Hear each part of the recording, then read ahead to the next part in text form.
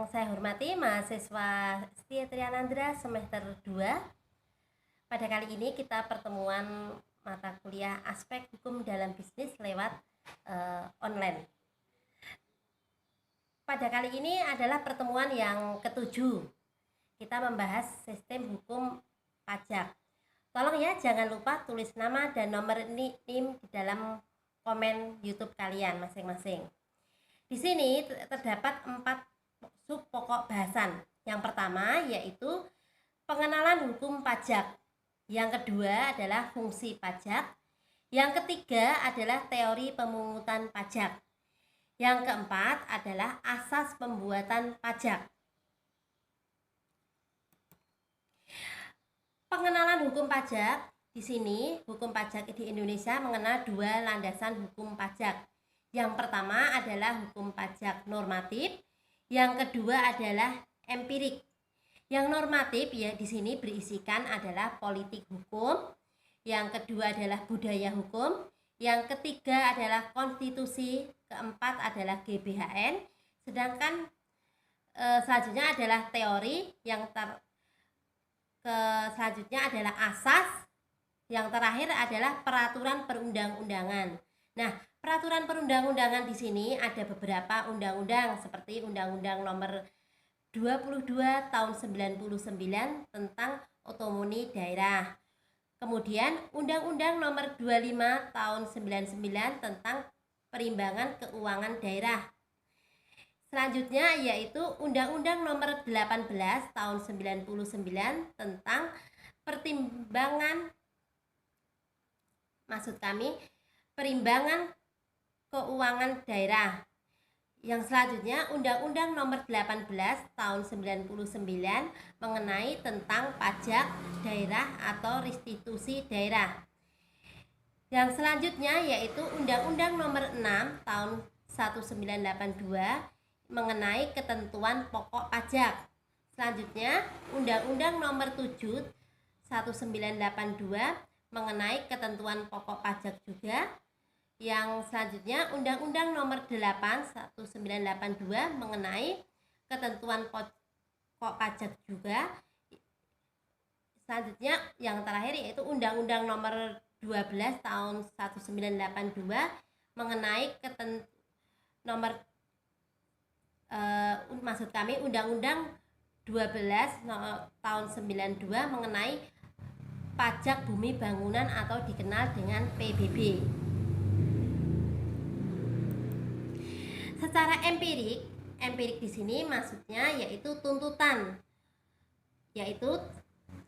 luar negeri seperti investor, globalisasi, GATT, WTO, APEC.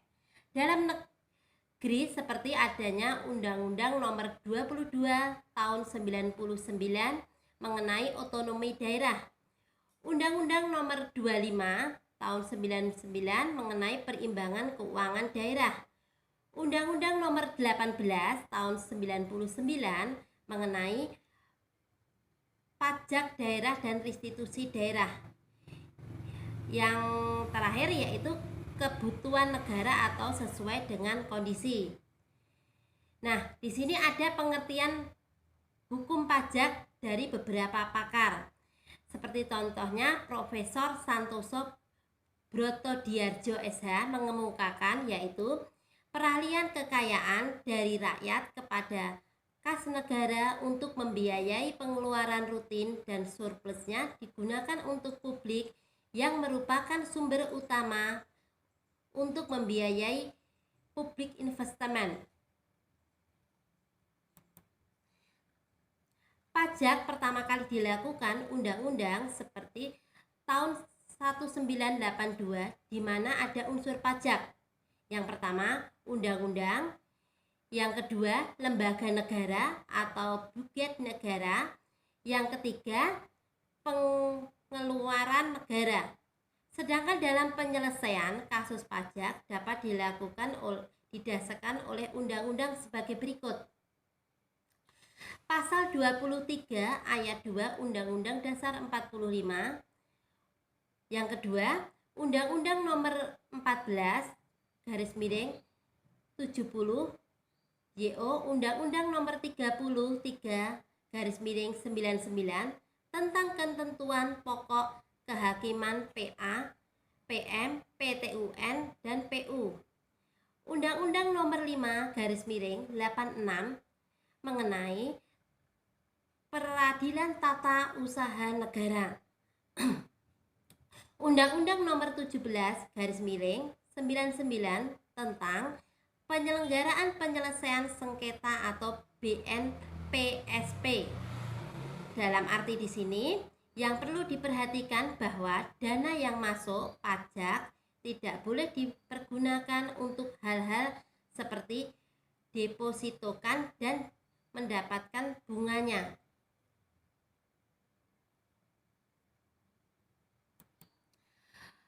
Yang kedua, subpokok bahasan kedua yaitu fungsi pajak. Di samping sebagai budgeting atau anggaran atau regulating dalam atau mengatur, tetapi fungsi pajak budget terletak pada sektor publik, merupakan suatu alat atau sumber untuk memasukkan uang sebanyak-banyaknya pada kas negara dan dipergunakan untuk pembiayaan negara pada umumnya. Dipergunakan untuk pengeluaran rutin, sedangkan regulatory mengatur bahwa pajak digunakan sebagai suatu alat mencapai tujuan tertentu berada di luar bidang ekonomi dan banyak ditujukan pada sektor swasta. Ciri-ciri pajak adalah sebagai berikut. Pertama, pajak dipungut berdasarkan undang-undang serta aturan pelaksanaannya. Kedua, pembayaran pajak tidak dapat ditunjukkan adanya kontraprestasi individual oleh pemerintah. Yang ketiga, pajak dipungut oleh pemerintah pusat maupun pemerintah daerah. Subpokok bahasan yang ketiga adalah teori pemungutan pajak ada beberapa macam. Yang pertama adalah teori asuransi. Teori asuransi di sini maksudnya negara dalam hal ini melindungi orang dalam segala kepentingannya, menjaga keselamatan, ketentraman jiwa, dan harta. Maka itu diperlukan beberapa suatu premi dalam pajak, inilah dianggap sebagai premi. Yang kedua di sini adalah teori kepentingan. Teori kepentingan di sini maksudnya beban pembagian pajak yang harus dilakukan dari penduduk yang harus didasarkan atas kepentingan orang masing-masing dalam tugas pemerintah bermanfaat baginya, termasuk perlindungan atas jiwa atas orang beserta harta bendanya. Yang ketiga yaitu teori gaya pikul. Teori gaya pikul maksudnya dasar pemungutan pajak yang didasar adil terletak pada dasar-dasar diberikan oleh negara kepada warganya yaitu perlindungan atas jiwa dan harta benda wajib pajak.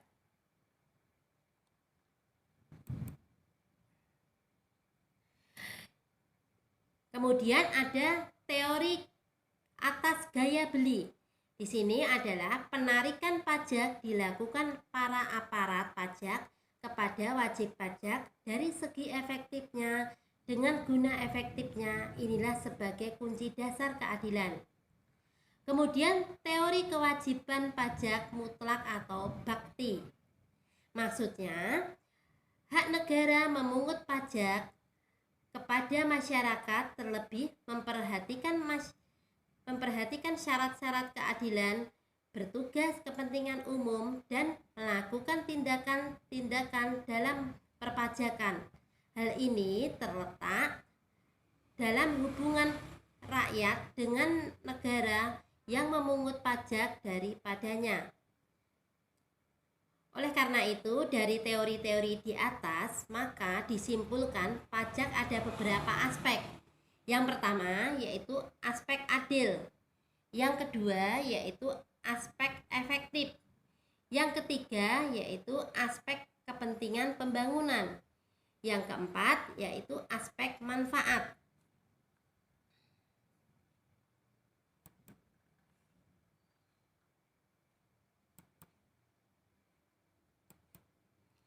Kemudian subpokok bahasan yang keempat yaitu asas pajak.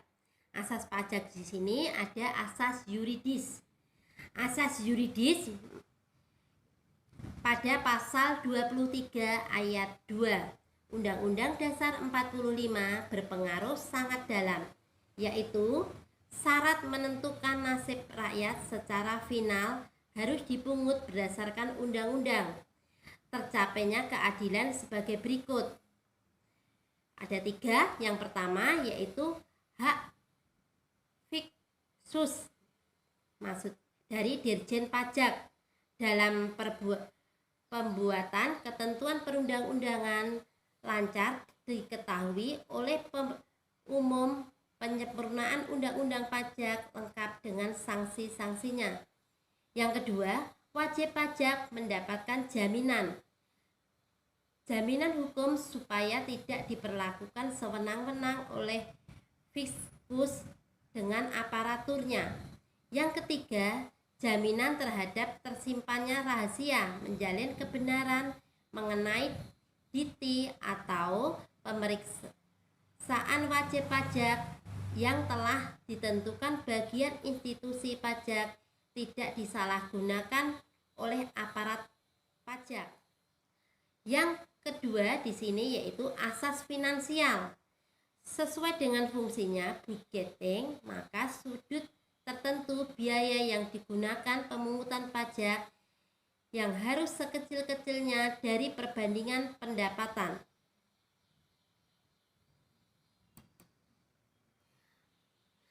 Asas pemungutan pajak ada 3. Yang pertama yaitu asas tempat tinggal.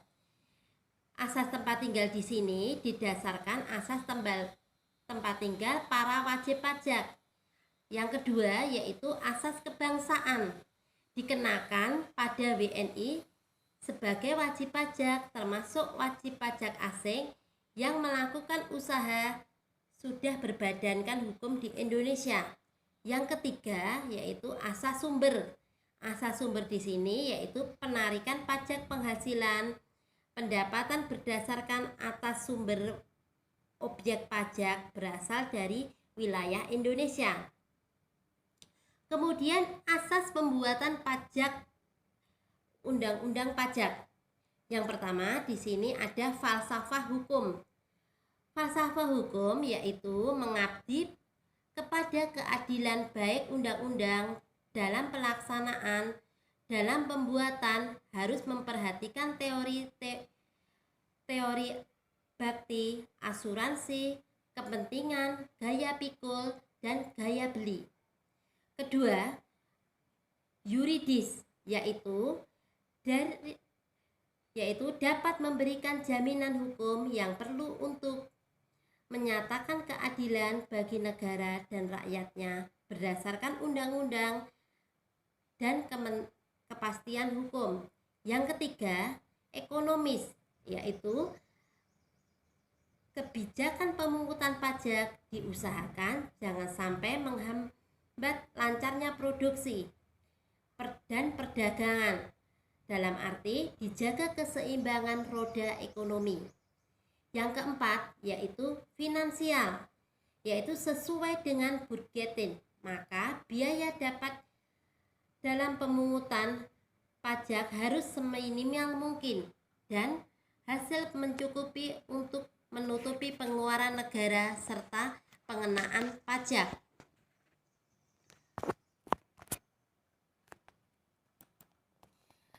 Sistem pemungutan pajak di sini dikenal 2 cara, yaitu self-assignment. Dalam arti sistem pemungutan pajak di mana wajib pajak menentukan sendiri jumlah pajak yang terutang sesuai dengan ketentuan undang-undang perpajakan. Dalam hal ini, pemungutan pajak diletakkan kepada aktivitas dari masyarakat sendiri. Yang kedua yaitu official assignment. Sistem pemungutan pajak di mana aparatur perpajakan menentukan jumlah pajak yang terutang, intensif, dan kegiatan menghitung dan pemungutan pajak sepenuhnya pada aparatur pajak. Sistem ini baik kualitas aparatur telah baik. Yang terakhir yaitu sejarah perkembangan pajak. Nah, di sini bermula ditetapkan Ordinasi Pajak Rumah Tangga pada tahun 1908. Kemudian ada Ordinasi Vergennes 1923. Ordinasi Pajak jalannya 1942, Pasal 14 huruf J, dan Undang-Undang Darurat Nomor 11 1957 huruf I tentang Peraturan Umum Pajak IPDA atau Iuran Pembangunan Daerah. Tahun 1980 adanya kebijakan politik pemerintah dalam perpajakan setelah era kemerdekaan, yaitu pada tahun 1980 dengan pertimbangan sebagai berikut. Ada 5. Yang pertama, keseragaman penarikan potensi suatu daerah. Yang kedua, yaitu menghindari beragam objek pajak dan cukup 1 tahun saja. Yang ketiga, adanya kepastian di bidang perpajakan. Yang keempat, ada kemudahan penarikan pajak. Yang terakhir, yang kelima, demi kepentingan anggaran negara dan pembiayaan pembangunan. Dengan adanya kebijakan tersebut, maka tidak lagi dualisme pengaturan perpajakan, tetapi setelah tahun 1982 terjadi ketidakkonsistenan pemerintah, maka terbukti pengeluaran Undang-Undang Nomor 12 tahun 1984 JO, Undang-Undang Nomor 12/1994 tentang pajak bumi dan bangunan, Undang-Undang Nomor 18/1987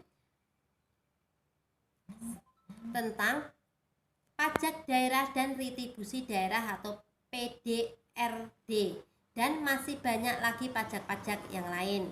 Oleh karena itu, cukup sekian ya pertemuan Ibu Lia pada pertemuan ke-7 ini sebagai bahan UTS terakhir. Jadi pertemuan pertama sampai dengan ke-7. Jangan lupa ya ketik hadir dan nama, nomor NIM dalam kolom komen kalian di bawah YouTube di bawah ini. Terima kasih. Wassalamualaikum warahmatullahi wabarakatuh.